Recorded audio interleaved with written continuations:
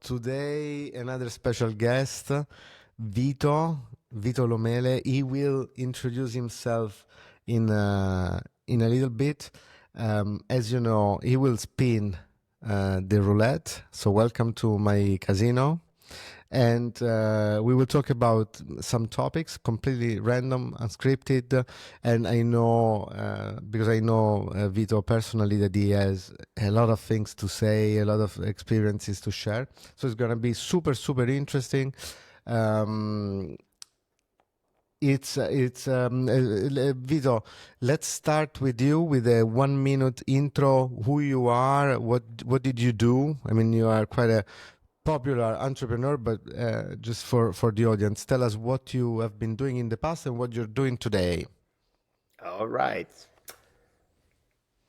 What I do is basically I have fun developing business ideas with other people and facing challenges, struggles, and succeeding, failing. And I realized over time that this is something that really motivates me, and it's kind of my lifestyle. Mm-hmm. I've been doing this in the last 20 years. Mm-hmm. Started a company 20 years ago that was called Jobrapido, and Jobrapido. that's a job search engine that I've been with Jobrapido for about I don't know 2006 to 2014, and the company was acquired by a British media group. And Jobrapido was my first entrepreneurial story, Mm-hmm. completely bootstrapped back in the days. Still quite early internet, I would say, compared to now. Yeah, for And sure. No turned out to AI, be, no AI. yeah, no mobile, no AI. It was pretty much the good old way. And really enjoyed, discovered basically a lot of things as a first-time founder, a lonely founder as well. Mm-hmm. And in the end, I concluded that this is my lifestyle. After leaving Job Rapido, I kind of tried other things like angel investing or other things, but I really like to build things. So I started another company then in 2018 called Fiscozen, which is relevant in Italy because we do online taxes and accounting for 3 million potential customers, 3 million freelancers that work on their own in Italy. It's a big number of people. Italy is famous The for. VAT number owners, sort Yeah, of. exactly. Yeah. So self-employed people. That's Italy in general has a lot of small companies. It's famous for Mm-hmm. a fabric of a lot of small companies, starting from single people. So we help them being more efficient and work. Uh, despite the bureaucracy in Italy, we remove that so they can do their job efficiently. Vito, you taught me that it's very good to build something and sell it fast. Now it's 7 years that you're working on Fiscozen, so you're almost selling it. So in general, I two things. Uh, in general, I do not build company to sell them. Okay, it just happens. But it just happens maybe if you do a good job. But yeah, in general, a company for me, it's my product. This is really something I relate to. The product for me, it's not what the company sells, like whatever the software to help Mm-hmm. self-employed, but the company itself. So in general, what I really drives me is to build a great product, which tends to be build a great company, which is successful economically, but also a great organism of Yeah, people yeah. who are happy together. And that's like really rewarding for me. That's So yeah, this is my attitude towards the you goal of building. yeah. I think your attitude is super and it's quite unique. So, but let's talk about serious stuff now. Now, first of all, before we spin the roulette, And normally tension builds up in my guests when they see the roulette. So I'm not sure about you, but guys, please subscribe. The very vast majority of the viewers of this channel are not subscribers. Just click subscribe. It's free and it really helps. And I don't know what to do like this. It's somewhere here. Subscribe. So exactly. Let's go. Let's share my screen. Here we go. Ta-da! So whenever you want, you just tell me spin, and then you say stop when you want me to stop it. I will explain the topic that comes up in my notes, so you will have some time to think about it. Let's do it. Say Spin. spin. Stop.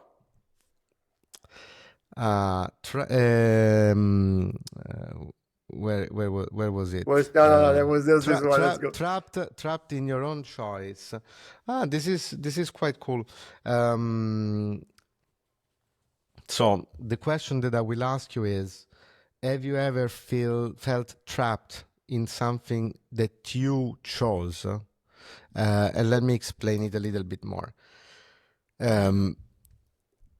Sometimes we feel that we are in prison, that we are stuck in a situation, in a company, in a job, in a relationship, in whatever you can think of. And if we have the feeling that I don't know, we don't like something, but we somehow cannot change. We cannot exit that sensation. No? So I think that we are always free. We are never trapped when we have the opportunity to decide what to do. No, so if you cannot make a decision, then it's the only situation where you are really in prison. But otherwise, if you can make a decision, and maybe it's a job that you don't like, you can change it. If, of course, there are some nuances. Now, if you have 5 kids and you are the only person in the family, then that brings up money, and then you want to change job, it's more difficult to make such decision compared to someone who is single and has a lot of money in the bank and can spend 1 year without working. So, but sometimes we have that sensation that I'm stuck somewhere, and maybe in something that I really wanted to make. Did this ever happen to you? Is a sensation that you recall? So it's a fun topic, because one of the things that I kind of realized about myself is that I tend to be extremely free in spirit. So if you go to LinkedIn, my job title is Free Spirit. So for a person that identifies as a free spirit, the feeling of getting trapped is kind of very conflictual. Is the opposite of being a free spirit. So truly in my life, I've been always rebelling against getting trapped. Okay. Like I was probably never in a job longer than 1 year, 1.5 years, something like that. Never got. And in general, that's terrible for recruiters. Yeah, exactly. It's like, in fact, when my employees like decide to go, I say I can't complain, because my life I always change job before becoming an entrepreneur. So, or in general, when I am in a situation that is getting stuck, I tend to be quite much a rebel. Really, I think rebel is the right word, because I want to break the system and get off the system. So generally, this is how I react. I probably break things around me, even relationships, or or economically break things, because I rebel so much about getting trapped that even in a hard way, I get off that. And did you ever consider that there can be, it cannot just be black and white, but there can be gray areas in between? So the fact that I tend not to consider gray areas is why I break things. I break relationships. and Okay. people will sometimes see me as uh, I will say, not empathetic Mm-hmm. because I just do the thing. Okay, so this is the good part. So I think my the as you know, everyone has a character and a plus and minus. So the minus is that because of this rebellion to against getting stuck, I probably force it sometimes. Mm-hmm. Yeah. Said that, as you said as well, it's easier not to get trapped when you have more resources. When you have less resources and everything is on the So, line. but if you see something or someone that you don't like, or that someone is doing something that you don't agree with, you immediately say it. That's how you Yeah, are. Okay. tragically, sometimes I should not say it so quickly and explicitly, Hmm. but You, you know, over time I learned not to say it. Yeah, like I am. to work it out. I am. I think it's common of many entrepreneurs. I would say the majority to only see things in black and white, which is also how I would love to say how I was, probably how I still am a little bit. But I really struggled in if I said something, if I saw something that I didn't like. Many times I really struggled to be very direct and say, "Hey, this is not how that should be done." Maybe because I don't know, as a person, I As try a to person, you be. are make everyone feel good in the room, Yeah, basically. yeah.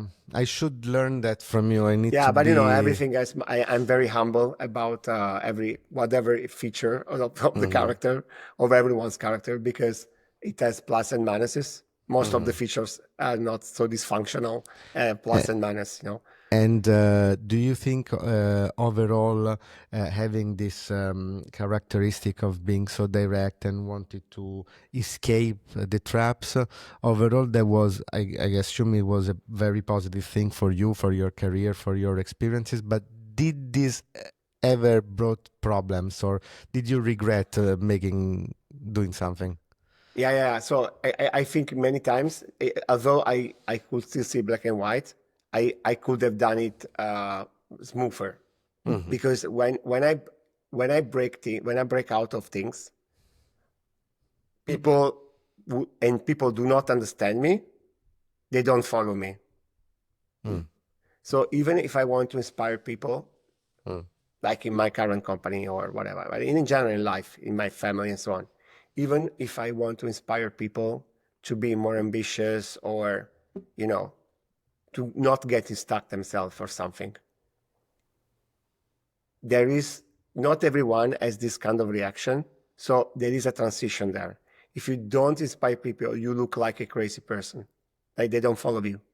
They just don't understand. It's like yeah. even they could feel you are insulting them because you are kind of making it so simple and like feeling them like they are stupid. And do you feel that spending time explaining why you behave in a certain way is a waste of time? The fact is no, but Uh-huh. instinctively I don't do it.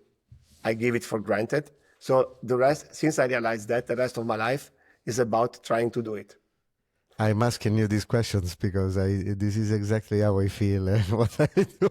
Yeah, So totally. I'm very much familiar with this. Yeah. So Vito, like, let's spin it. Let's spin it let's again. do it. I would spin with you. I would spin the entire wheel, but we can do one more spin this time. Let's do it. Let's do it whenever you want. Spain.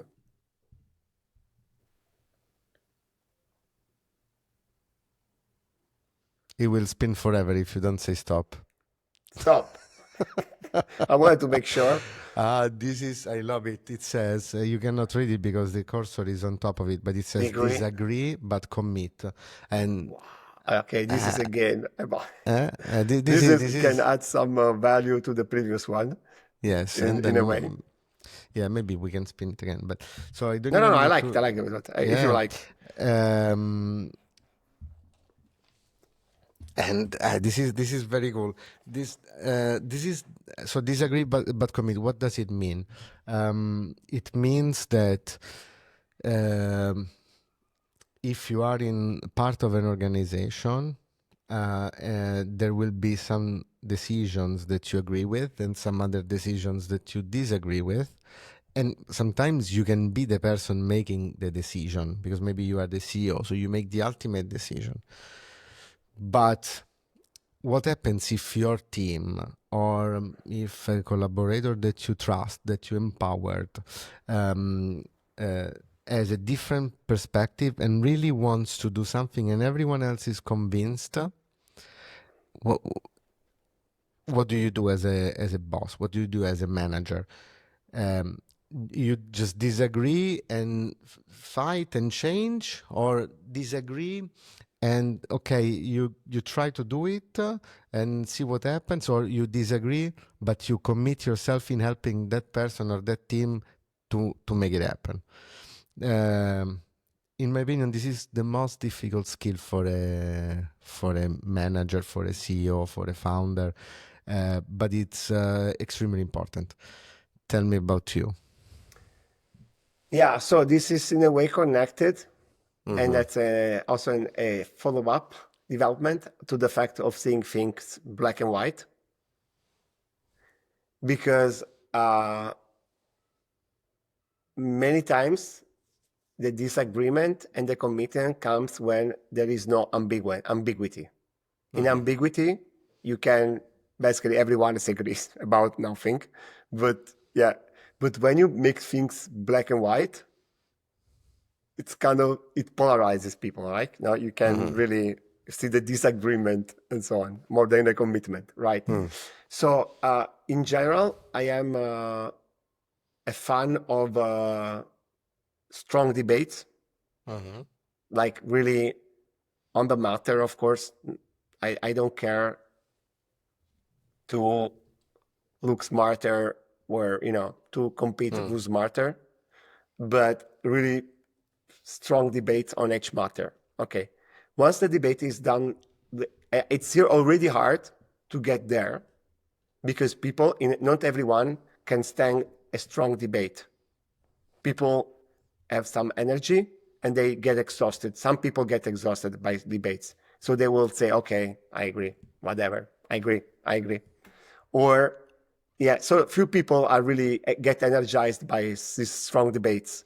So it's already hard to get to that point. And the first thing is like to help people carry through the debate, because otherwise you have them to agree, but actually they're just exhausted. And then you don't have agreement. Basically, they are like, they But will not. the Yeah, ones that would say, okay, enough, I agree. Do they just agree? I mean, they probably disagree, but do they commit or they just? exactly. So this is the problem. If you have a strong debate, black and white, push to the limit, and they kind of give up, they're not going to be committed. And that's really dangerous for a leader, because it's really a trap. Like you have a feeling that everyone's going to do it, but actually they do not feel. My key idea is that everyone needs to feel protagonist of what they are doing. So I really need to make sure that they feel protagonist. If there is some doubt, we will not happen. I mean, even if they are not, we will not able to carry the flag and do it. At the first exception, the first doubt that will come out, they will give up or do the wrong thing or come back to me and ask me and so on. So the commitment, you can only commit if you kind of really understand. I won't say agree, but understand. But did it ever happen to you on the other side that you were disagreeing with someone, but you said, okay, I'm still committing to do it? Huh? Exactly. So now let's get, assuming that we have the second level. The first level is that people clearly disagree, because if they kind of ambiguously disagree, it's messy. So once you get to the fact that people clearly disagree, I kind of like the idea that once you talk about the matter and you put black and white, two bets, we go left or right, and it's really a bet. We analyze the problem. There is no logical conclusion. It's a bet. Like when you are building something new, it's really many times you don't know. you can try approach A or approach B, and you don't know. And maybe you have an intuition that A is better.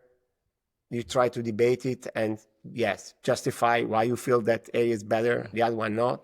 But at some point, you need to make a bet. In that case, I personally like to make bets. I like to commit. If the whole team is on B, let's just do it. Let's just do B. But let's do it fast and let's fail, maybe or not. So I am like that. But yeah, I try to put people. It's the same like this rebel thing, right? Once you do things, you just do it. Let's go. But I try to put people in that emotional state, which is hard, especially in the end of a debate when they're tired. Very nice, because you are one of the few people, normally people that really like freedom, they most of the time love their own freedom and not the one of the others. But you multiple times during this conversation, you shown that you appreciate when someone else is like you. It wants to be free, wants to make his own choices, and that's quite remarkable. Vito, we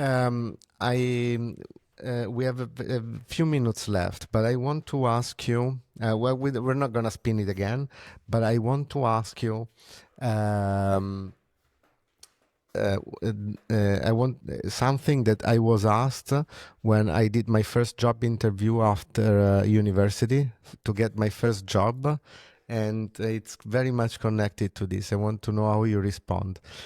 So during the interview, one person asked me, Riccardo, imagine that you are on holiday with a group of friends, and you were sleeping in a village, but you're now spending the evening out in another village, and the only way to go back is a train. So you're now at the station at night, and you're planning to go back to your village, and you're in a group of 10 friends. There is a train that goes in one direction, and there is a train that goes to the other direction. Only one goes back to the village. You believe that you have to catch the train that goes in a direction, and the other friends believe it's wrong, and they should take the other train. What do you do? I totally go with the friends because life is more fun.